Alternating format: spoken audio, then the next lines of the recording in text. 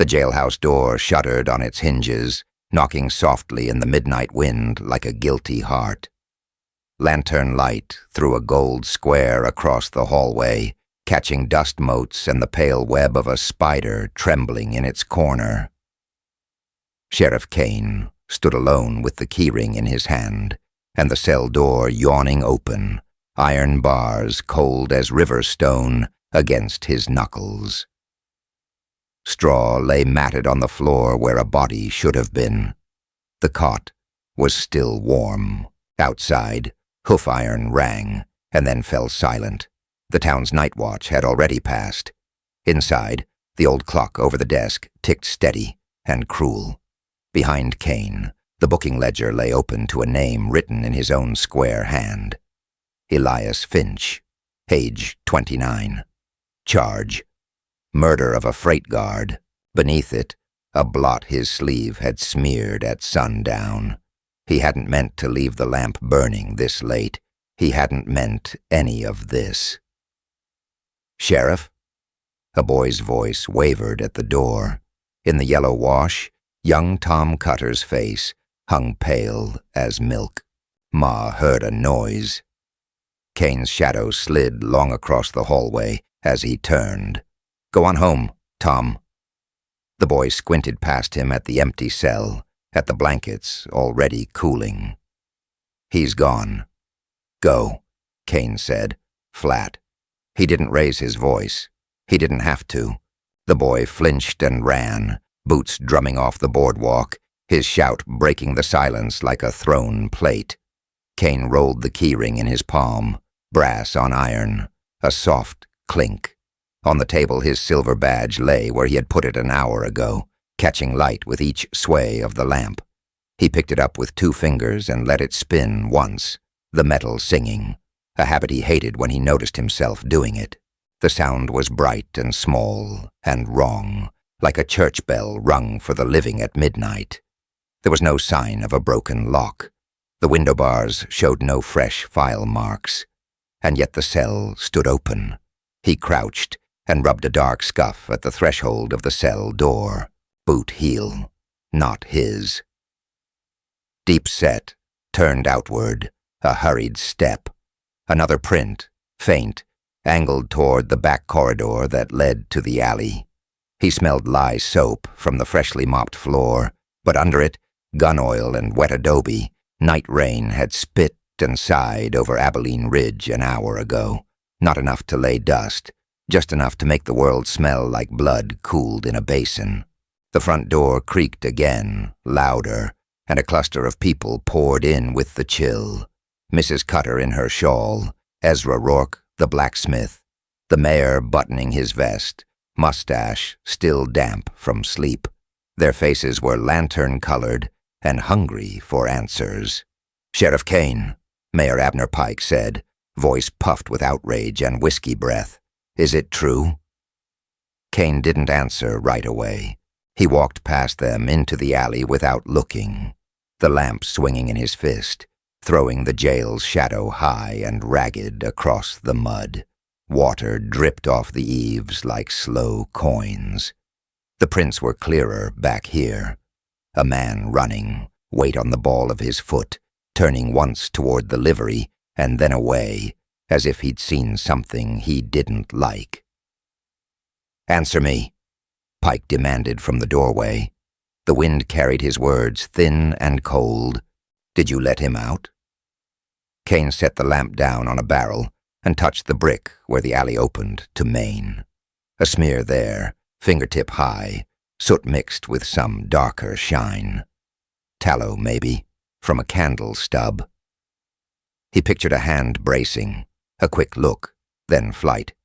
"He's gone," Kane said. "Gone?" Pike's voice cracked. "By God, man, he was the only one we had dead to rights. Shot a freight guard in the back 2 days east. You swore on your badge you'd keep him."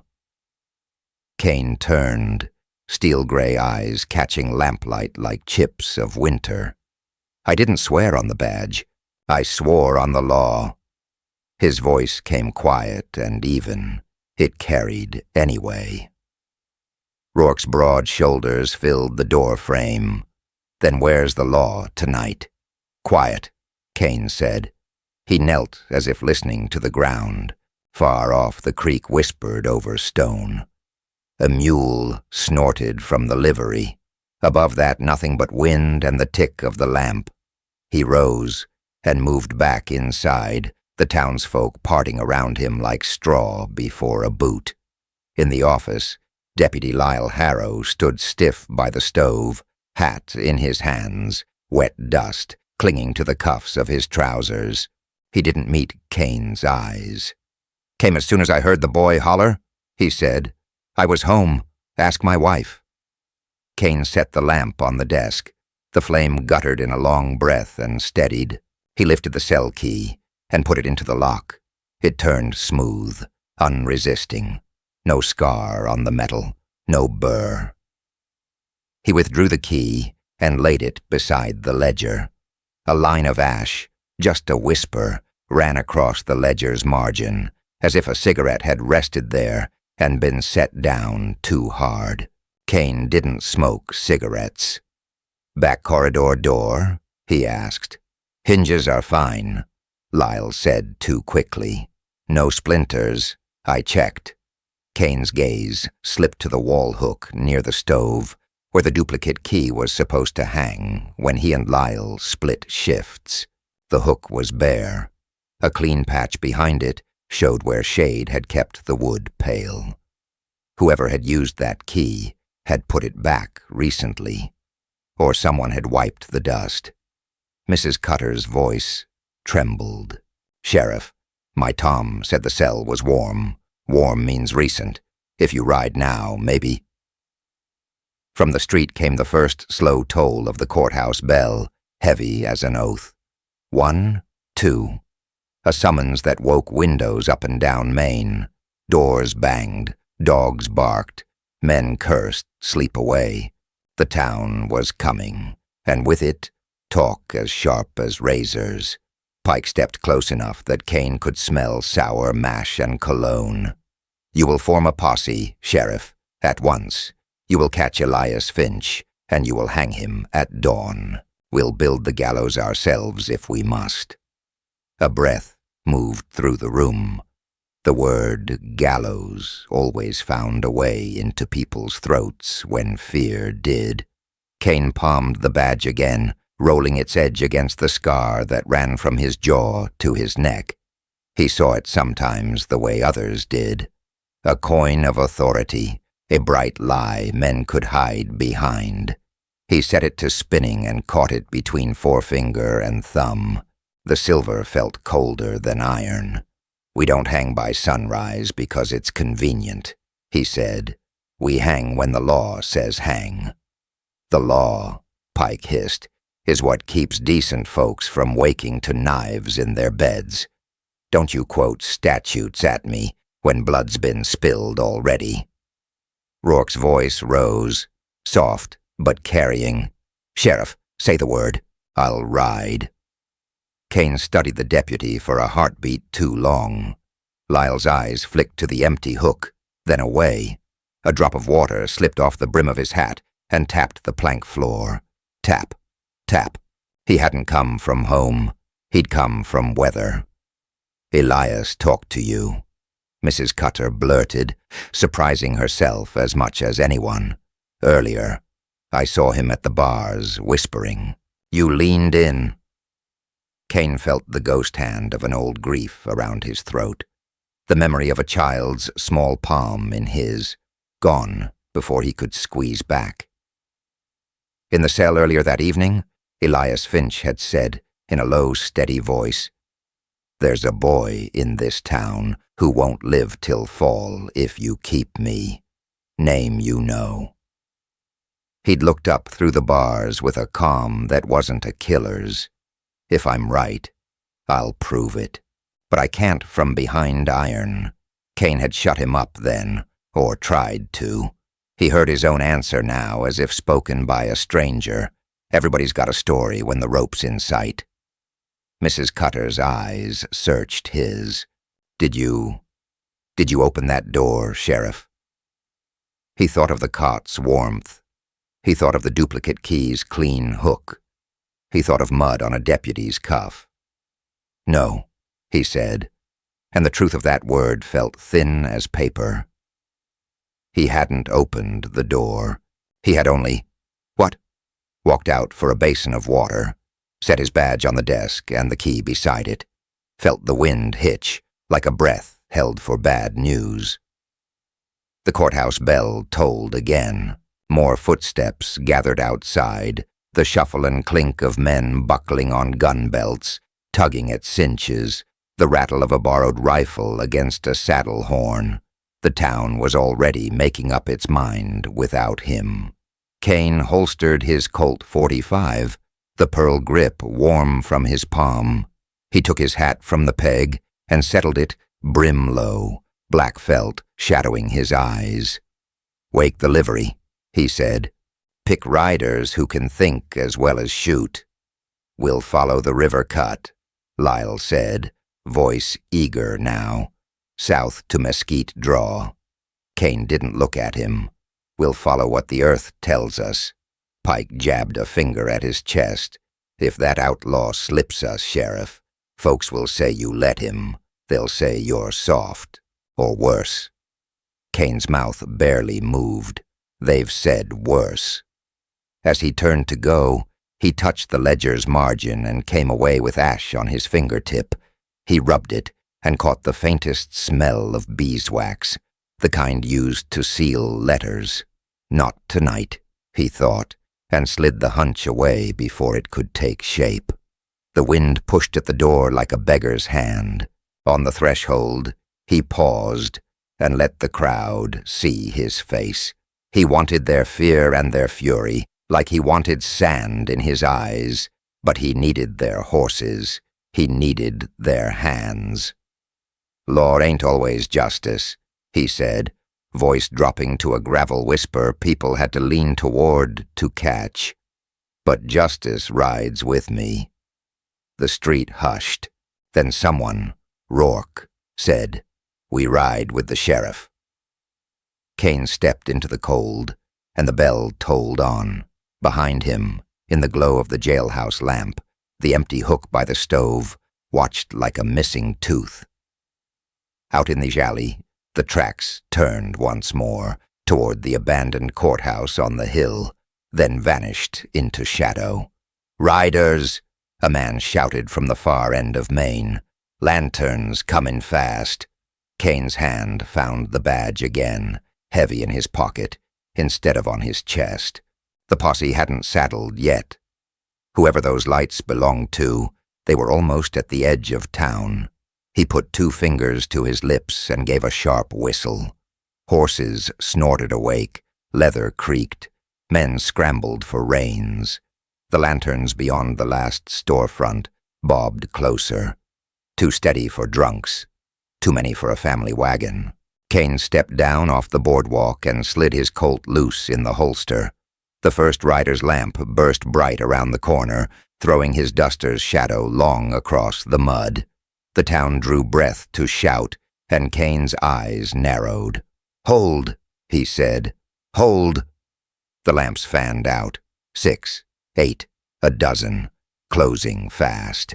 Who they were, and whether they'd ride with him or against him, would be known in the next heartbeats. And in that breathing space between light and impact, the silver badge in his pocket felt like a coin he might never spend again. The riders who barreled into town were not strangers, just neighbors with lanterns and rifles, faces tight with sleep and whiskey. Their lights splashed gold across Kane's duster and the open street as the courthouse bell tolled on. Mayor Abner Pike stood in his buggy like a commander on a rolling dais. "Mount up," he thundered. "We ride now, or we hang never." Kane buckled his gun belt 1 hole tighter and pinned the silver badge to his coat. The metal felt colder than the night. Lyle Harrow, his deputy, pushed through the jostle of men, jaw set, wet grit still dried to his trouser cuffs. "South cut'll be fastest," he said quickly. Finch will run for Mesquite Draw." Kane didn't answer. He turned once into the jailhouse, took the ledger, and slid it into a saddlebag. On the desk, a pinhead crumb of red wax clung to the wood, bee-sweet and faint. He rubbed it to nothing with his thumb and took the spare key off the hook that should never have been empty. They rode under a bruised sky. 20 men made 30 by the noise they made. Spurs and bridles, breath of horses, muttered oaths that steamed in the cold. The town fell away to mesquite and shale. Out past the last fence post, the land became a whispering dark where everything had an echo and some things had none. Dust lifted under the moon like pale ghosts. Kane kept to the fore, reading sign by lantern throw and feel. Here, a heel dug deep, the toe turned out. There, a scuffed patch where a horse had checked and spun. The rain had licked the ground earlier, but not enough to wash away a hurried man. Twice he stopped them, dismounted, and touched the earth with 2 fingers like a priest palming a blessing. "Do you see him?" Pike called, impatient. "I see a man who wanted us to see him," Kane said. "Track's too bold. He's laying a path." "That means we're close," the mayor snapped. "That means we're walked," Kane replied, flat. The men shifted, uneasy.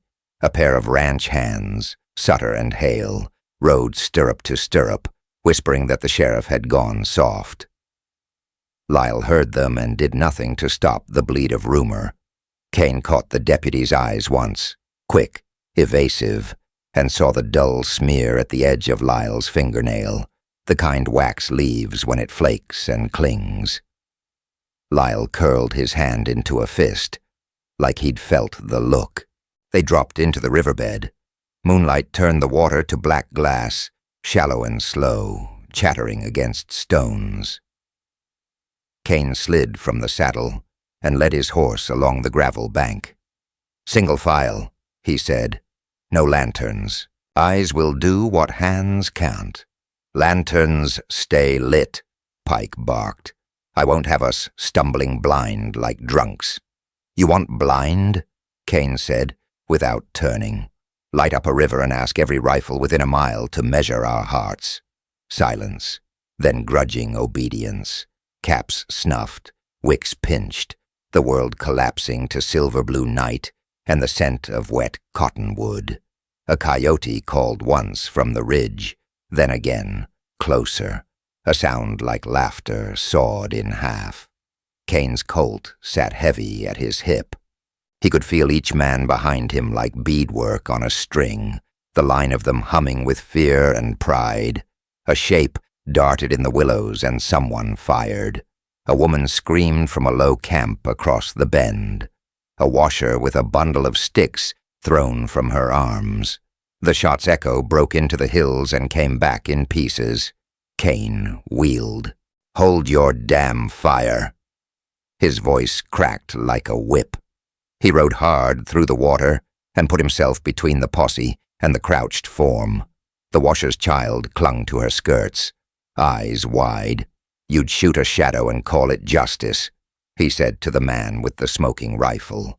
Sutter swallowed, shamey as a boy. Kane felt the old heat rise and clamp down on it. He kept his voice cold. "You fire again without my word, I'll make you wish you'd missed." Pike hissed from the bank. "You protecting every stray now, Sheriff, or just the one you loosed?" Kane eased the woman across the shallows with his horse as a shield and sent her toward the cottonwoods. When he turned back, he let the words lay like iron. "We hunt a man, not become him." They climbed out of the river and into open flats, where the land changed its language. Here the wind shaved sound away, and the stars looked like nail holes punched in tin. The tracks put on speed, longer stride, lighter foot, and then abruptly split. One set cut toward Mesquite Draw, as Lyle had said. The other hooked hard east for the Badlands below the old courthouse hill. The men fanned around the Y like confused cattle. Lyle lifted his chin at the southward trail. There. Kane walked the forks alone. He crouched at the lip of the eastern cut and touched the edge of a print. "This one's real," he said. "How in blazes?" Pike began. "Horse here wears a winter shoe with one worn nail, left hind. See the oval scar where it nips? Man who laid those." He nodded toward the southward line. "Set the shoes backward to drag the toe. Trick for green eyes. Boots on that track are too clean, too even. No man runs from a rope and forgets how to stumble." Lyle's jaw knotted.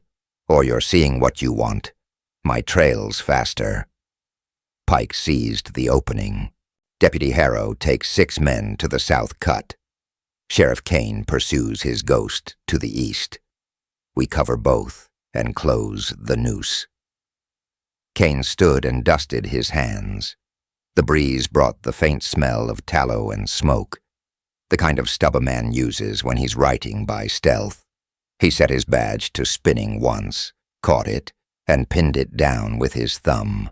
The choice laid itself out like 2 cards face up.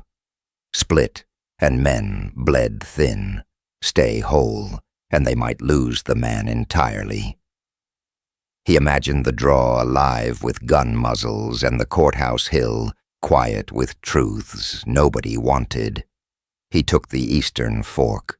They threaded into the broken land, basalt teeth, thorn brush, dry gulch floors chalked white with salt. The moon rode high and hard. Leather creaked. A horse threw its head and snorted. Somewhere a nightjar stitched its single note. On a ridge, the bones of the abandoned courthouse lifted against the sky. Window holes black, the roofline a jagged grin. It was a ruin of law, a place where verdicts outlived men, if they ever had. "What is he to you?" Rourke the blacksmith asked quietly, drawing a breast. Sweat ran down his neck and darkened his shirt to the spine. "A name, I wrote," Kane said, and left it at that. They found sign in a dry wash, a drop of blood black-brown on powder, a scrap of cloth snagged on saltbush, a heel mark that cut deep and faltered, then ran again. The men breathed faster. Lyle, far back, was a voice in the dark, complaint without shape. "Could be planted," he said. "All of it." Kane looked at the blood, then beyond it. 2 sets of coyote tracks bracketed the stain and gave it age. Older than an hour, younger than noon. Real enough to make a man's throat dry. His own did. They moved, slower now, rifles low, horses stepping like dancers over rock and root. The courthouse ruin grew larger, a broken tooth against a pale ridge. Kane raised a hand, and the line stopped. On the bench above the wash, 3 boulders squatted where once they hadn't. The pattern of scree around them was wrong, fresh drag marks, crust of earth cracked and reset, a little cliff bread of shale left in a neat slough. Kane's skin went cold. "Back," he whispered, quietly. The words had just left his mouth when Pike's lantern, against orders, relit in secret, flared to life at the rear. Someone had struck a match with nervous fingers, and the yellow bloom ran along the wash like a called name. On the ridge above, a hawk lifted from its snag and ghosted away. Kane didn't waste breath. He shoved Rourke's shoulder and threw himself at his horse's rein to pull the animal around, the world filled with the tiny sounds that come before a calamity. A pebble ticking down the wall, a soft chuff of trapped sand, the hair-raising hush of something too big, remembering how to fall. "Down," Kane roared. The ridge came apart. Stone leapt. Air turned to grit and smoke. Horses screamed and reared. iron-shod hooves striking sparks in the dark. A boulder the size of a water tank bounced once in the wash and burst into jagged slabs that scythed through brush and flesh alike. Kane felt the earth buck under him. He went to a knee and tasted blood and dust, his hat whipped from his head and skittering like a black leaf. Over the thunder of the slide came the first rifle cracks from the hillside, hard, clipped, placed. Muzzle flashes stitched a wicked seam along the rim, and in the flare of one he saw a silhouette lean and fire again, with a calm that wasn't panic. Lyle yelled something, lost in the roar, and Kane swung toward the sound, in time to see the deputy's lantern tumbling end over end, painting the ravine in swings of golden light. Then a shape moved on the ridge above the courthouse, quick and single. A man against the sky raised a hand as if to signal and vanished behind stone. Elias Finch, or someone counting on the name. A bullet shaved the brim where his hat had been and chewed splinters out of a dead cottonwood. Kane rolled to the lee of a rock and dragged Rourke with him by the collar. The men were scattered, some pinned by horses, some crawling, some staring at their bloody hands like they belonged to other men. The ruin on the hill watched with window eyes. "Hold fire," Pike shouted, voice cracking. "Fire back. Fire." "Shut up and get low," Kane snapped, but the second volley rolled before the words died. The third shot came from behind him, close, too close, a click-cock of a hammer he knew like his own heartbeat, set and eager at his back. Kane froze, dust in his teeth, ears ringing, eyes on the black mouth of the wash ahead. Between one pulse and the next, he wondered which law he'd die by, the one that came from the hill or the one that breathed down his neck. The desert dawn came pale and thin, a chalk wash of light dragging shadows long across the sand. The posse's horses shifted restlessly, hooves striking sparks on stone. Kane crouched low over the dust, his steel-gray eyes tracking every subtle bend of the trail. His hand hovered over a print, too neat, too deliberate, as though the outlaw had wanted to be followed. "The trail runs straight east," muttered Deputy Harlan Pike, his voice edged with eagerness. He was younger, quick to temper, his pride as raw as the skin beneath his collar. "We keep on it. We'll run the bastard down before sundown." Kane said nothing at first. The tracks were wrong, heels too sharp, spacing too measured. A man fleeing for his life didn't leave sign like this. He spun the silver badge in his fingers as he thought, the sun flashing off its worn edges. A habit, one the men knew meant he was weighing more than dust and hoof. Or, Kane finally said, his voice low, "He's feeding you a line of breadcrumbs, drawing you where he wants you." Pike sneered. "You saying the outlaw's cleverer than the law?" "I'm saying," Kane replied evenly, "the desert eats men who mistake pride for sense." A few of the posse chuckled nervously, but Pike's jaw tightened. He had never hidden his resentment of Kane's authority. To him, the sheriff's scarred face and haunted silences were weakness, not wisdom. And now, with the outlaw gone, Pike smelled an opportunity to cut Kane down. The wind kicked up, lifting grit that stung their eyes. Kane rose, scanning the horizon. To the north, faint scuffs in the earth diverged, barely visible, sign of a single rider peeling away. It was a desperate move, the kind a hunted man might risk. "There," Kane pointed. "North trail's real. East is false." But Pike spat in the sand. "Convenient. You pick the trail no one else can see. You expect us to ride blind on your word?" Kane's eyes cut to him, cold as gunmetal. "I don't ride blind, Deputy. I read what's here. You'd do well to listen." The posse murmured, divided now between loyalty and doubt. The mayor's son, riding with them to prove his worth, leaned toward Pike and whispered something that made the deputy smirk. Kane caught the look but let it pass. Betrayal always began in whispers. They split, half following Kane north, half charging east with Pike. Dust rose like smoke behind them. Two trails of riders hunting the same ghost. Hours dragged. Kane's small group pushed through dry washes and thorned mesquite, following the faint scuffs and broken branches. The sun burned overhead, our searing throats dry, but Kane pressed on, every sense taut. The land whispered truth to him. A broken twig, a bent blade of grass, the drag of a heel that spoke of exhaustion. By late afternoon they reached a shallow ravine. The tracks ended there, circling like a man uncertain. Kane's gut twisted. Something was off. He slid from the saddle, crouching low, hand brushing the ground. Then he saw it. A scrap of fabric, caught on a thorn.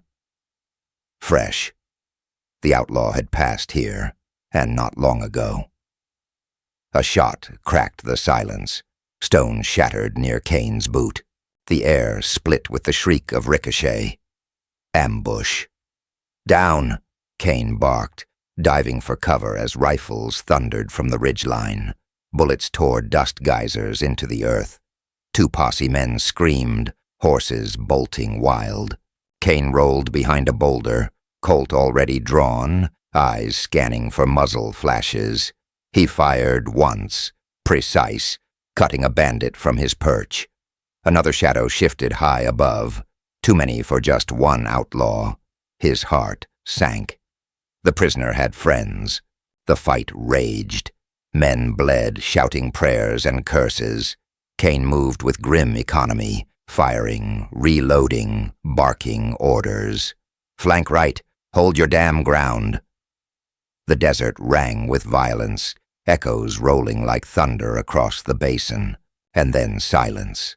The attackers melted back into stone and shadow as suddenly as they had come, leaving bodies cooling in the dust.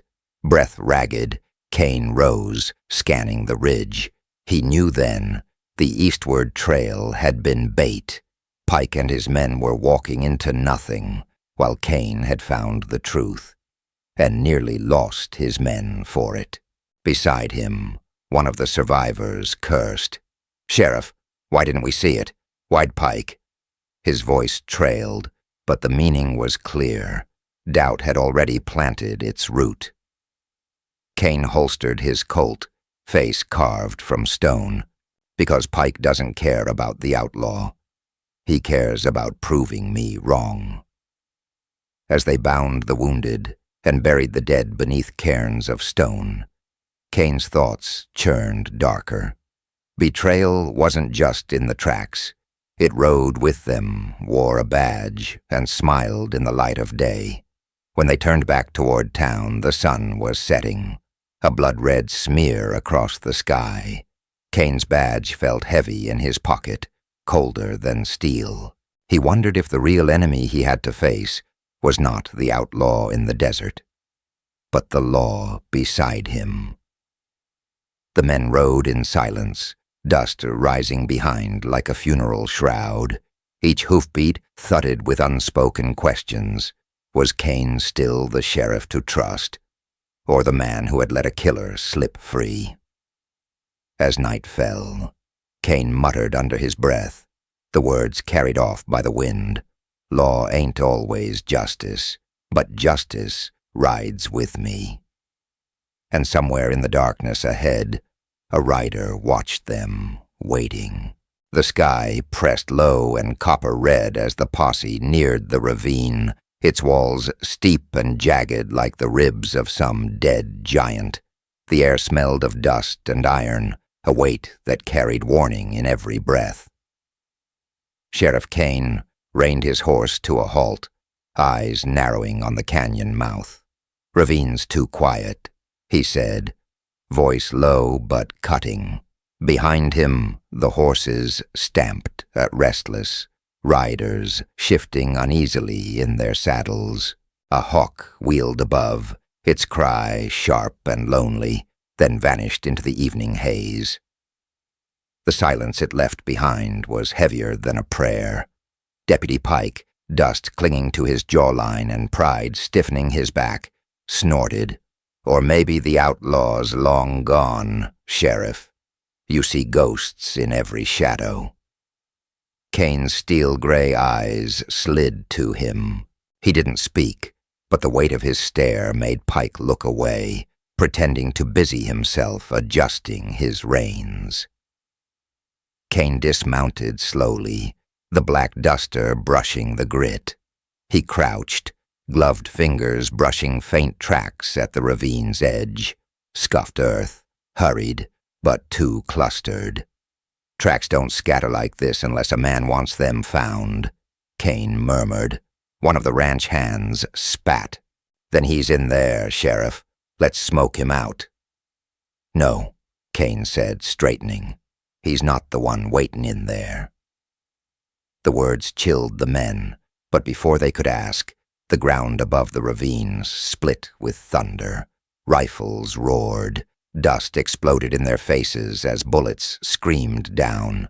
Horses shrieked and reared, hooves striking sparks off stone. Ambush! Kane's voice cracked like a whip. He shoved the nearest man off his saddle before a slug tore through the space his head had been. Chaos erupted. Half the posse scattered toward the canyon floor. Others fired wild, their shots ricocheting uselessly off rock. Kane rolled behind a fallen log, Colt drawn, breath harsh with grit. He caught the flash of a muzzle on the ridge, raised his weapon, and fired. One outlaw tumbled, his rifle clattering down the slope. But more came. Shadows poured over the rim, gunfire stuttering like drums of war. Kane counted at least 10 rifles. Too many for a single fugitive's allies. This was a planned killing ground. Hold your lines, Kane bellowed. Don't give 'em open ground. Pike's voice rose above the din, shrill with fear and fury. They're after you, Kane. You led us here. Kane shot down another shadow and spat dust from his teeth. The accusation stung, not because it wasn't expected, but because men in the posse, bleeding, terrified, looked at him with doubt flickering in their eyes. One rider screamed, clutching his throat, blood spraying bright against the pale stone. Another horse went down hard, pinning its rider beneath. The man's cry muffled by breaking bone. Kane dashed from cover, grabbed the pinned man by the shoulders, and heaved him free just as another bullet split stone where they'd been. "Get to the rocks!" Kane shouted, dragging the wounded man behind a boulder. "Return fire, damn it!" The posse rallied in bursts, shots ringing true now, smoke curling up the ravine walls. Outlaws fell, their bodies sliding like broken dolls into the canyon dust. Still, the barrage didn't stop. Whoever planned this ambush wanted Kane, and every man with him dead. A bullet grazed Kane's duster, tearing cloth and flesh at his shoulder. Heat burned down his arm, but he stayed standing, firing with steady hands. His scar caught the blood-red sunset, making him look carved from shadow and fire. He felt the silver badge in his pocket with every heartbeat. The weight of law pressed against his ribs. Was this law, leading men to die in a box canyon? Or was this justice, dragging hidden enemies into the light by surviving the trap? Then he saw it. A signal flag, flicked twice from the far ridge. Not outlaw sign, military precision. Someone had trained these men. Someone inside the town, with power, had paid for this ambush. Pike's voice rang out again, louder, closer. "He's the reason we're bleeding. He let the outlaw slip. Now he's leading us to slaughter." The words hit like bullets. A few men's faces twisted, not at the outlaws above, but at Kane. He saw their hands waver on rifle stocks, the dangerous pivot of loyalty cracking under fire. Kane raised his Colt, not at the ridge, but at Pike, his voice cold as iron. "Say that again, deputy, and I'll show you what betrayal earns." For a breath, even the gunfire seemed to still. Pike's face went pale, but his eyes glittered with something hungry. He wanted Kane broken, dead, if it came to it. Another shot shattered the moment. An outlaw charge swept down the ravine, pistols flashing. Kane turned and fired, 2 men falling at his feet. Rourke the blacksmith slammed his rifle butt into another attacker, bones cracking aloud as timber. The fight went brutal, hand to hand, steel flashing, blood painting the stone. Kane's shoulder screamed as he drove his fist into a bandit's jaw, then rammed the Colt barrel up under his ribs and fired. Hot blood sprayed his duster, his ears ringing with the dying man's gasp. At last, the outlaws broke, retreating up the ravine walls, firing wild as they scrambled. The echoes faded, leaving only groans of the wounded and the stink of blood, sweat, and black powder.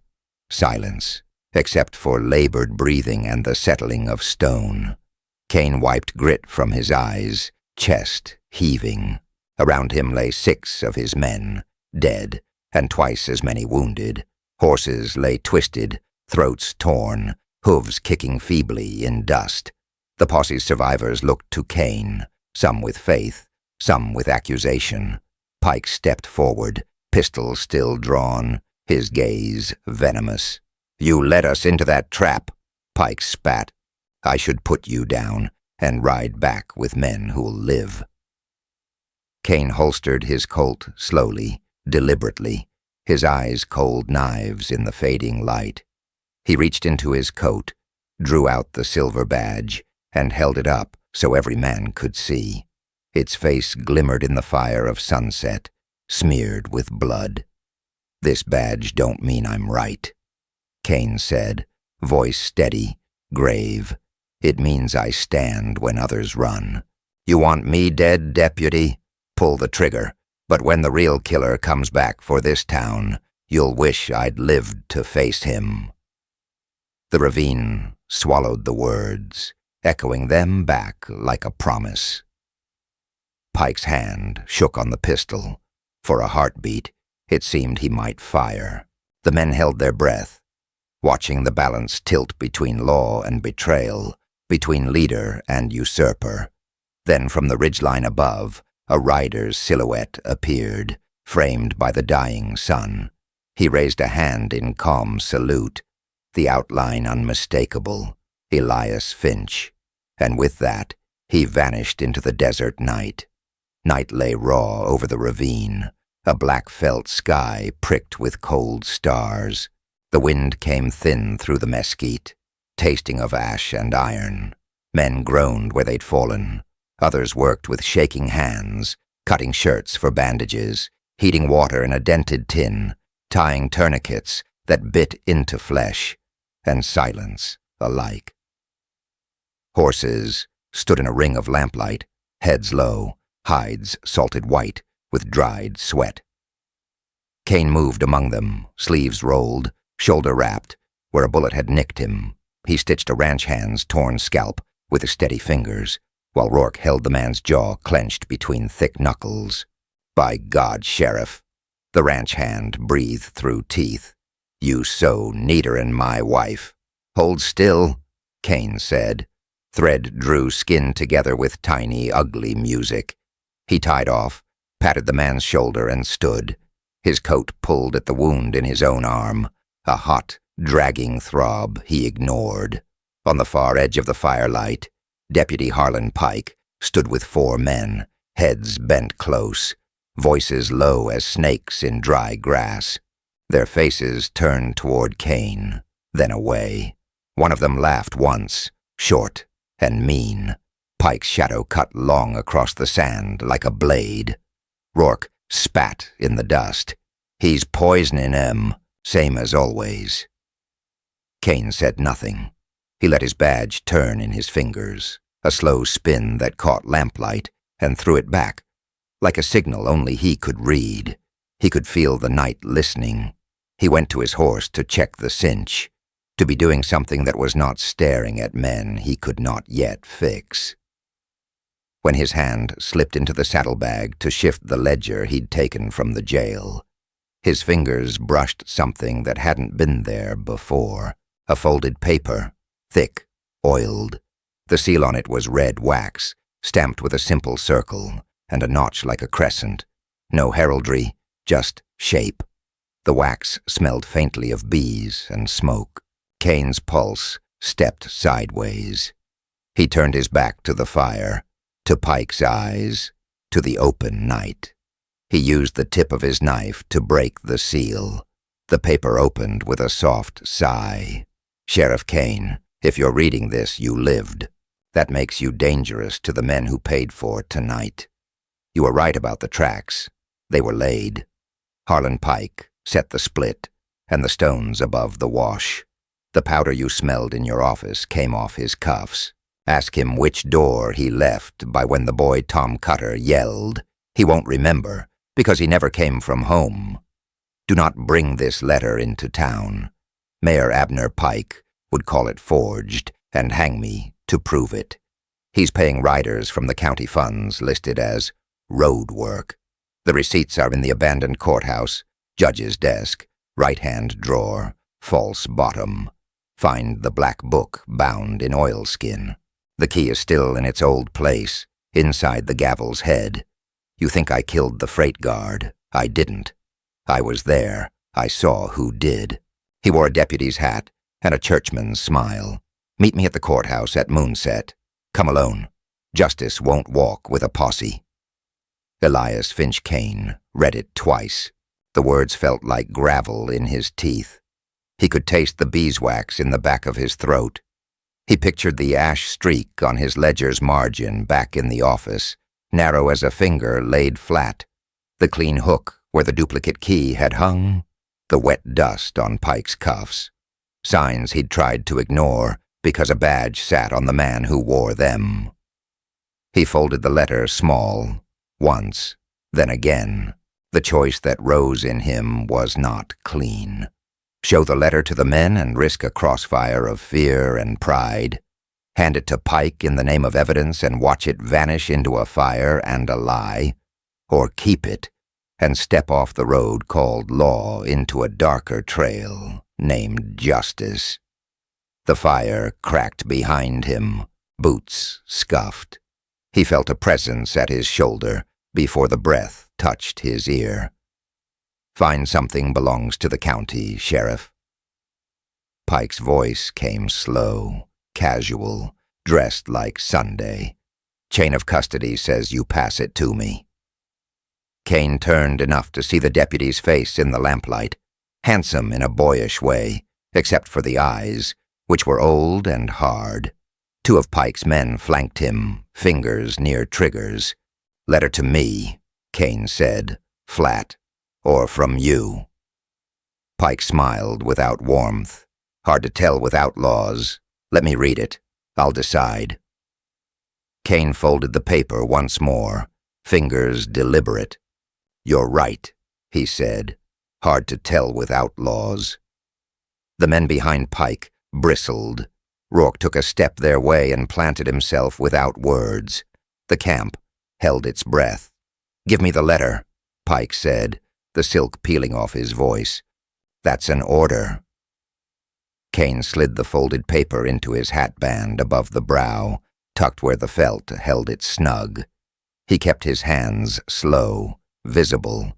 "You don't own my hands," he said, "nor my eyes. You think that outlaw's your friend," Pike sneered. "He put you in this dirt tonight. You going soft, Sheriff? That a sentimental streak I smell?" Kane's mouth barely moved. "I smell beeswax on your cuffs." For the first time, Pike's face shook, barely. A small tremor, like a horse's skin shiver at flies. He masked it with a laugh. "You talk pretty, won't keep you alive." A flicker cut the edge of the camp. A shadow peeled itself from shadow and came low, a knife glinting once in the firelight. Kane turned with it, as if to look at the stars, and brought his left elbow up hard. The knife glanced off his coat bone flat. His right hand drove the butt of his Colt up beneath a jaw. Cartilage crunched. The man went down without a sound. The camp erupted, men lurching to their feet, rifles swinging, curses filling the night like thrown stones.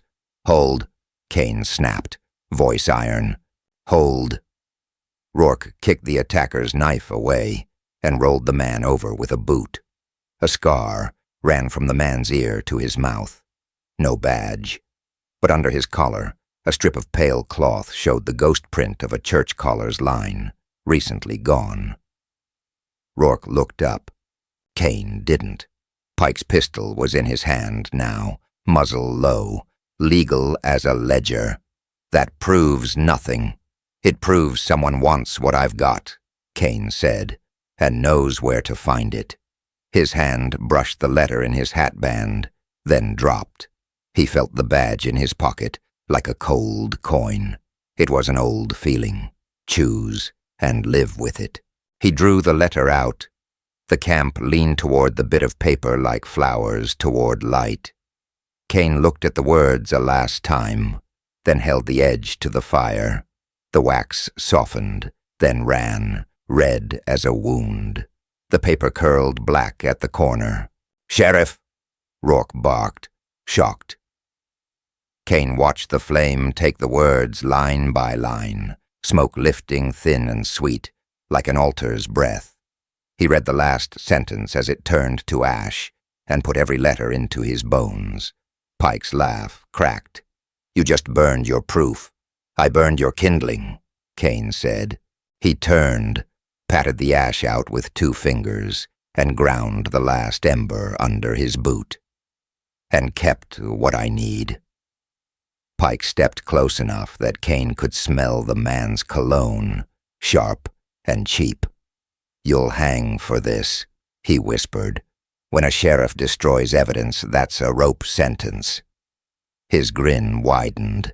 "And I know a fine gallows for the job." Kane didn't blink.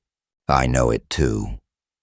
He slid his hat back into place, the brim shadowing his eyes.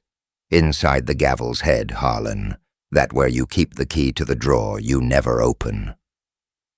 For a heartbeat, the deputy forgot to breathe. It showed. Then the smile came back, slick and wrong.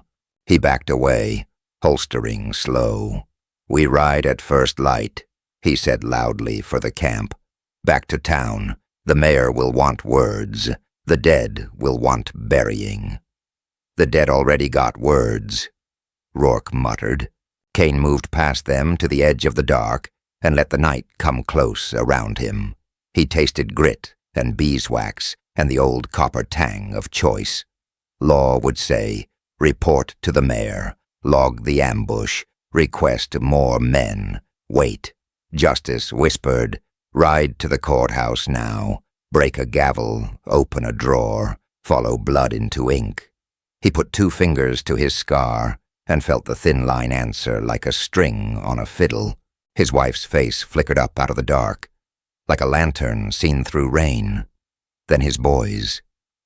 The ache didn't soften. It never did. It straightened his spine. Kane turned back to the fire. "Rourke," he said, "you've got the men. Keep them breathing till dawn." Rourke read his face, then gave a single, iron nod. "Go," he said softly, "before that snake sheds his skin." Kane saddled in silence, the leather creak loud as confession. He led his horse out beyond the last tongue of firelight and swung up, the world narrowing to hoofbeats and starlight. Behind him, the camp shrank to a coal in the distance. He rode over the ridge and down into country stripped to bone. The abandoned courthouse rose on the hill like a dead tooth, its windows black, its roofline torn and jagged. Moonset silvered the steps, lit the worn groove where generations of boots had dragged the same law up and down. The front doors stood crooked. Cold air moved through them like a sigh. Kane dismounted and tied off, the rope rasping wood. He touched the badge in his pocket and left it there. "Law ain't always justice," he whispered, the words too soft to echo. "But justice rides with me." He crossed the threshold. Dust lifted around his boots, sparkling in the last light. Somewhere a board popped, old timber remembering storms. The judge's desk waited on the dais, the gavel sitting prim in the gloom like a teacher's eye. Kane reached for it. Behind him the floor breathed, a shift of weight on a loose plank, careful as a cat. Cold drew a line down his spine. He didn't turn. He let his hand rest on the gavel's head and spoke to the dark. "You picked a fine night to call court, Finch." Silence. Then a voice from the gallery, low and close enough to smell road dust on it.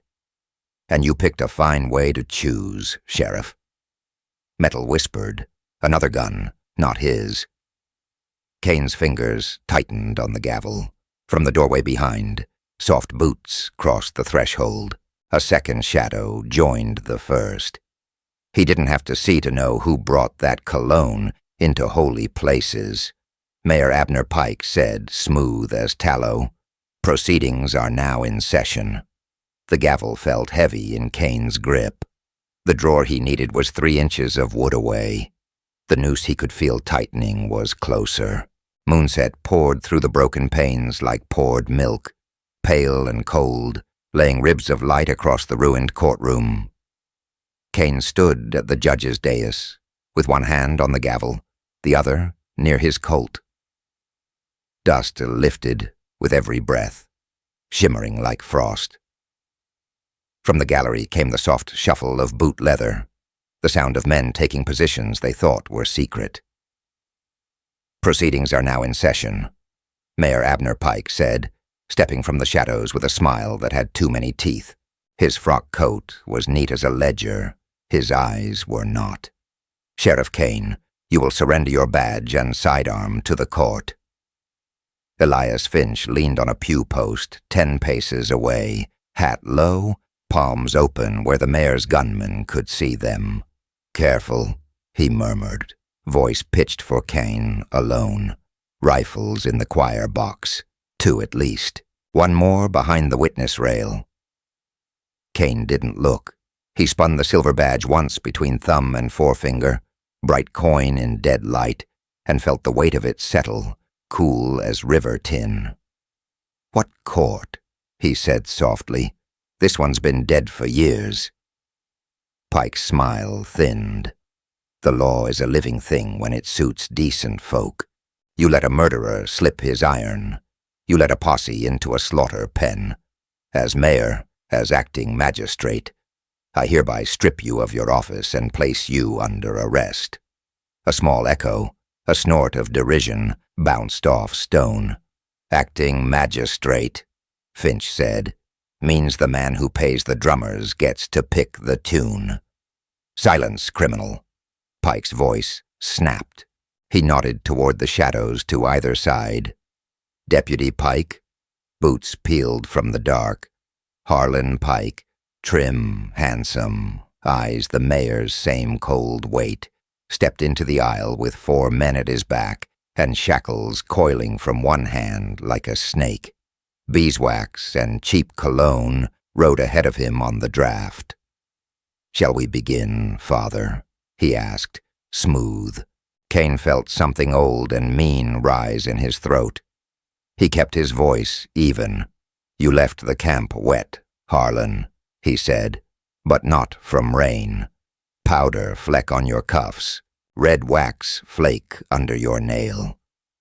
He let the next line land like a nail set with a single blow. "You set the slide and the split." A twitch touched Harlan's mouth. The kind a man tries to swallow and can't. "You talk like a preacher, Sheriff," he said lightly, "and make the same mistake, thinking anyone cares."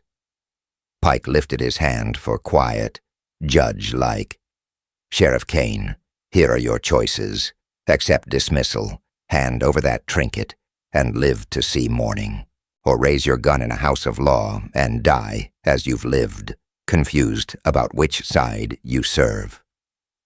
Wind moaned through the roof rafters like a congregation grieving. The gavel in Kane's palm felt heavy as a stone pulled from a riverbed. He remembered the letters sent, beeswax, smoke, and the line about the key where only a judge would know it, inside the gavel's head. He let his thumb find the hairline seam in the turned wood. It gave under pressure with a quiet click.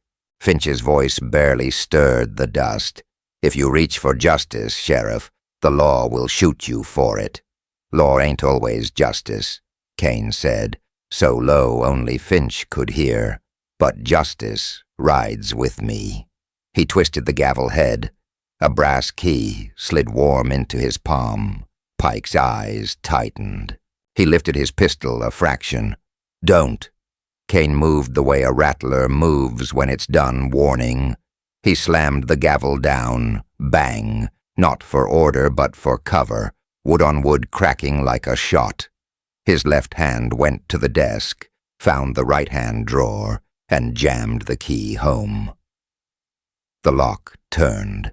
Rifles barked from the choir box. Splinters skipped like minnows across the dais.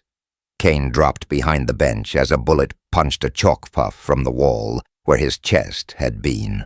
"Fire!" Harlan shouted. Finch dove, rolled, and came up behind a pew. His pistol whispered twice. A surgeon's work. One rifle clattered down from the choir loft and thumped to the boards. Another cracked back, blind and high. Glass rained. Men cursed. Kane yanked the drawer. Empty. He hissed, then reached deeper, felt rough wood and a false floor seamless to lazy fingers. He tugged at the lip, found no give, then drove the tip of his badge under the plank, and pried. Old nails squealed. The panel levered up, and there it was. A black book in oilskin, old as the dust, and twice as patient. "Don't move," Pike said, voice gone thin. He'd climbed onto the dais steps, pistol now steady. Set it down slow. Kane stood, the book in his fist, head and shoulders rising into the lantern's long cone. The mare's muzzle centered on his sternum. "Hand it over," Pike said. "Or so help me God." "You don't know him," Kane answered, quiet. "But you know ink." He flipped the cover one-handed and let the page faces catch the moon. Names and figures marched there, contract sums disguised as road work, militia hires paid in cash, entries marked with neat little circles and notches of wax. Abner Pike, Harlan Pike, livery owners, a freight agent, a preacher's deacon. A bullet sang close. Kane felt heat kiss his cheek. Finch swore and dragged a pew sideways as cover. The room filled with smoke and the hard tin smell of spent powder. "Shoot him!" the mayor shouted, losing his polish. "Shoot that son of a—" Kane moved first. He shoved the book under his duster and drew the badge from his vest, held it up so it caught the moon like a plate. "This what you want, Abner. This shine. Here." He slapped the badge onto the bench, face down, and brought the gavel down on it, hard. The ring of metal and wood rang the room like a bell. He struck again, and again. On the third blow, the pin snapped. Silver bent, star arm curled. The symbol of his oath lay mangled beside the old docket. The courtroom went still enough to hear the ash fall. Harlan's breath hitched. "Blasphemy," he said, but his voice shook. "It's a badge," Kane said, steady, "not God." Pike's lip curled. Then you're just a gun with no country. He jerked his pistol up and fired. The shot took the brim of Kane's hat and whirled it into the air like a charmed trick. Splinters leapt from the bench. Pain sang hot across Kane's scalp and vanished. His Colt cleared leather and bucked once. The mare's pistol flew from his hand, blew sparks off the rail, and skated into shadow. Down, Finch barked, and Kane dropped as another rifle spoke from the choir. Finch's return shot blew a lantern out, and half the room went to black, studded with moon bars. For a moment the fight narrowed to breath and instinct. Boots scuffing, pews dragged, the dry cough of old wood taking bullets. Kane belly-crawled to the far end of the bench, felt for the broken badge, and closed his fist around it. He slid it toward Finch without looking. Finch's fingers found the bent star and closed, puzzled. "What in—" "You just got sworn," Kane said. "Deputy enough for tonight." "You can't." Harlan's protest broke across his own ugly laugh. "You hear that, Father? He makes an outlaw a deputy. That's the sermon. That's his confession." "Confession?" Kane stood into the last of the moon and the gun smoke. "Here's mine. I'm done letting men in Sunday coats choose who lives." He drew the black book and held it higher, where even a coward could read. "Abner Pike, you're under arrest for misuse of county funds, conspiracy to murder, and paying killers from road money. Harlan Pike." "Don't." Harlan's voice went small and mean. In the backlight, his outline folded, then unfolded with purpose. The shackles he'd held like snake coil swung once, twice, and flashed through the air. They struck Finch's forearm with a wet crack. Finch grunted and dropped his pistol. Iron clattered. Harlan's second throw looped one cuff and caught the outlaw's wrist. A hard yank dragged Finch across a pew so his face hit wood and split skin. "Gag him and bring him," Harlan snapped to his men. "Father, go." The mayor staggered off the steps, clutching his scorched hand to his chest like a broken prayer. He backed toward the door. "Shoot the sheriff," he gasped. "End him." Kane fired twice into the choir box. A body fell hard enough to shake dust loose from the ceiling. Another muzzle flash flared from the witness rail. Kane slid left as a slug chewed the dais edge where his ribs had been. From outside came a new sound, hoof iron, many sets, pounding the hardpan in layered thunder. The courthouse's empty windows filled with lantern glow, weaving fast. Voices rose, angry, scared, drunk on the promise of blood. Harlan's grin cut pale. "Town's awake," he said. "They came for a hanging." "Gallows are out back," Finch muttered through a split lip, wrenching against the cuff. "Seems neighborly." Kane's scalp ran warm into his collar. He ignored it. He stepped onto the dais edge and let his voice ride the wood and the smoke. "Abner Pike, walk out that door, and I'll read these names in the street by lantern light. Every soul in Abilene Ridge will know where their road money went." The mayor paused in the doorway, lamplight licking his profile like a brand. "By sunrise," he said softly, "they will know you let a murderer go and shot decent men in a house of law." "Decent?" Kane's voice went ghost calm. "Come here and fetch your book." Pike's face closed, calculation returning. "Harlan, bring the outlaw. We'll trade the boy for the book." "What boy?" Kane asked, and then he knew. Tom Cutter. As if conjured by his thought, the crowd outside parted to take a shape that broke him open. Tom on the steps, a rope slack around his neck, eyes blown wide. Mrs. Cutter screamed until her voice came apart. A dozen citizens pressed behind, some angry, some weeping. all too ready to be led. Harlan stepped up beside the mayor, smiling like an altar boy. "Everybody loves a lesson," he said. "The sheriff gives up the book. The boy walks.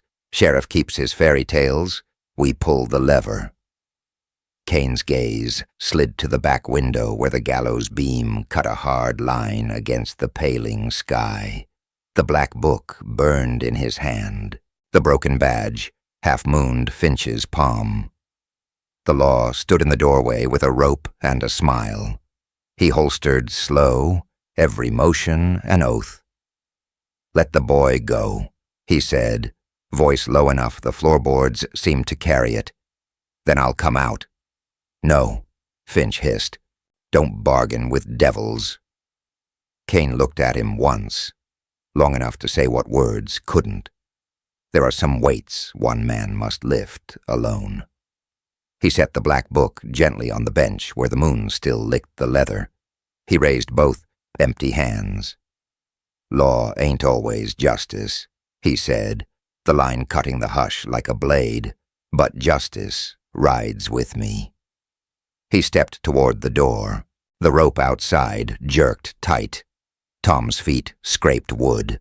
Mrs. Cutter's scream tore the dawn in two, and the gavel, restless on the bench, rolled off and struck the floor, one last sharp report, just as someone in the crowd cocked a rifle, and the muzzle swung toward Kane's heart. Dusk fell like gun smoke over dry water, dragging a bruise-purple sky across the town. The gallows stood black against it, a crooked T on the courthouse hill. Wind worried the noose until it spun, whispering rope over wood. Sheriff Kane climbed the steps, with boots that felt heavier than iron, his silver badge cracked down the center, where it had snapped earlier that day. He had pocketed one half and pinned the other back on, like a man willing to be split in two. Eli Harper, the prisoner he'd let slip the night the storm came, waited shackled at the platform's edge. The boy's face was leaner now, smoke-scorched and hollow, but his eyes still burned with the same stubborn light. Beneath his shirt, Kane knew, lay the letter Eli had carried across 3 territories, the letter that named names and tallied bribes, railroad money, blood money, all signed by men who smiled from pulpits and courthouse steps. The crowd below breathed like one animal. Kerosene lamps bobbed along the fence line, spurs chinked, dust licked dry lips. Kane could feel their hunger. Justice, vengeance, didn't matter which, so long as it looked like order. On the far side of the square, Territorial Marshal Silas Greer lounged on a bay gelding, black coat buttoned neat, papers in his gloved hand. Judge Avery Dunn stood beneath the gallows with a clipped jaw and a prayer book he never opened. "Sheriff," Greer called up, voice smooth as oiled leather, "let's do this tidy. He hangs, the town breathes easy, and this territory goes quiet before the railroad men arrive." Kane's gaze slid to the abandoned courthouse beyond them, boards over the windows, pigeons nesting in the broken pediment. He had tried a dozen cases in that room before the railway shifted power to men who bought verdicts wholesale. Wind rattled the courthouse sign like a loose tooth.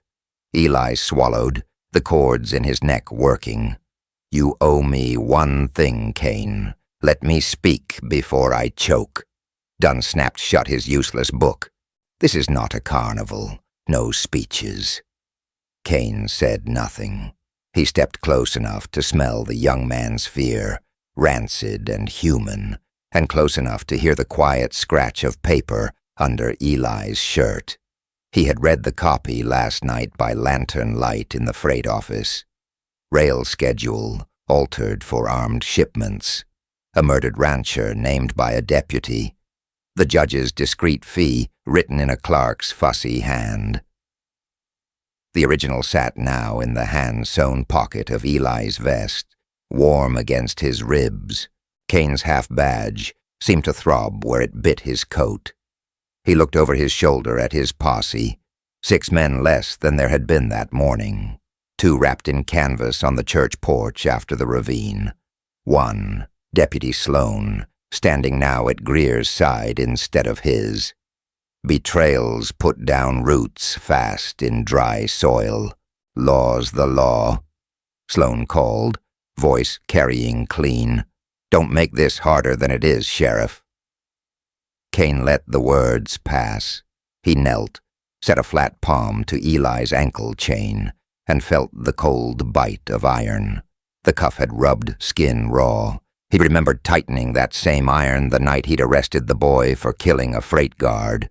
Remembered, too, loosening it 3 hours later, when the truth had crawled out of a dying man's mouth. The guard had pulled first. The gun runners had paid the badge that gave the orders. Eli? Kane said softly, past the wind, past the crowd's appetite. If I cut you loose, they'll call it treason. If I don't, it'll be justice with the laces pulled out. Eli's mouth twitched. You taught me something in that ravine, Sheriff. Sometimes a man's got to ride with the truth, even if every road sign says, hang here. The marshal urged his horse 2 steps closer.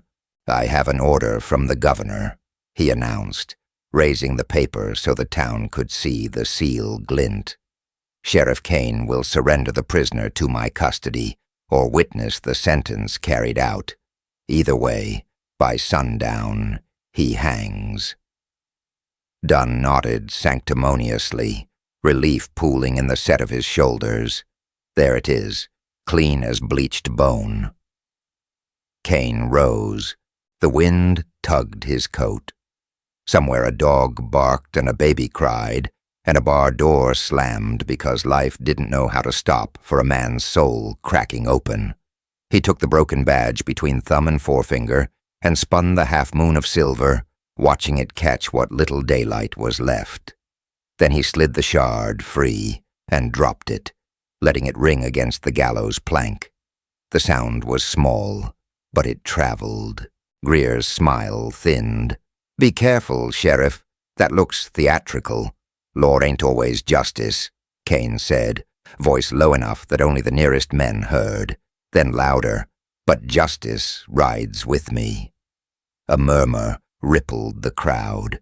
Kane drew his Colt .45, pearl grip a familiar chill against his palm, and set the barrel against the rope, not the man. Greer's reins creaked in sudden tension, rifles lifted around the square, steel glinting like a sudden frost. This is nonsense, Judge Dunn snapped, color rising hot. Cut that rope and you cut your own throat. Maybe, Kane said, but I won't pretend a hanging is clean just because a signature says so. Sloan stepped up beside Greer, hand hovering over his gun. Sheriff, don't. Kane's thumb knocked back the hammer. He could feel the town holding its breath. The evening wind paused in its throat. Somewhere behind him, a church bell began to toll the hour. Each strike landed like a judge's gavel. Let him speak, Kane said. Then take your vote with your eyes open. Greer laughed once. Votes are for newspapers. We have orders. Then hear him anyway, Kane said. So the order you follow has to walk through the words. Dunn bristled, but he flicked his fingers and the hangman stepped aside a grudging inch. Eli lifted his chin, the noose burning a red ring into his neck. He spoke through a throat already tightening. That letter names the men who paid to burn a schoolhouse in Lark Canyon and lay it on my back. It names the deputy who took 50 in gold to post a false witness. It names the judge. He looked at Dunn only once. And the marshal who pinned a ribbon on a murderer because he wore the right suit. Hisses, gasps, the wet rustle of people shifting. Greer's gloved hand tightened on the paper until the seal groaned. Pretty story, Greer said. Too bad it dies with you. Sheriff, finish it. Kane cut the rope. It fell like a dark serpent, and the noose's kiss loosened. Eli sagged. For a heartbeat, the world tilted. Shouts. A woman crying out. The bell still tolling. Greer's horse rearing. Iron scraping wood. Boots pounding the planks. Kane had the boy by the collar, dragging him toward the trapdoor hinge, where he could clear the fall. 2 shots cracked.